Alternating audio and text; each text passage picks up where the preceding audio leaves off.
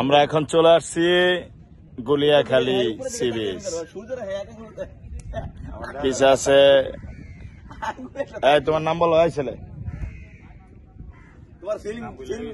আর নাম ওই ভুলে গেছে। তোমার নাম কি? পরে কইব। তোমার নাম কি?